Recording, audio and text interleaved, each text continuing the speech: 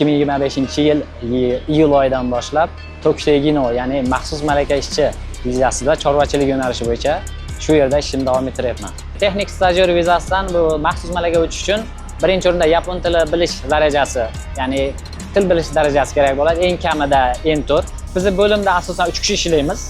3 kishi har kunlik ertalab soat 5 dan obeddan keyingi 2 gacha ishimiz davom etadi. Dam olish kunni bir oyda 7 kun. Albatta bu belgilangan kuni yo'q. Kelishgan holda navbat-navbat o'zimiz qo'yamiz. Kunduzgi ish uchun 8 soat uchun 1 soatiga 1020 yendan to'laydi. Kvartira uchun men bir o'zim yashayotganligim bois biroz qimmatroq. Kvartira uchun deyarli $150 oshiqroq to'layman bir oy uchun. Birinchi o'rindagi eng katta xarajat bu istasangiz istamasangiz bu sug'urta va pensiyani shotlarga yaxshigina summa ketadi va kvartira.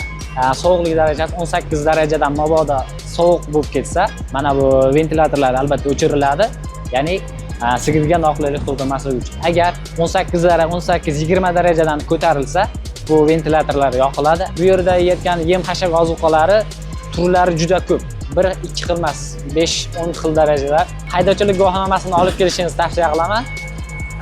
Agar haydovchilik guvohnomasini Yaponiyaga olib kelib, Yaponiyada o'zgartirsangiz, albatta eng yaxshi ishlarda ishlaysiz.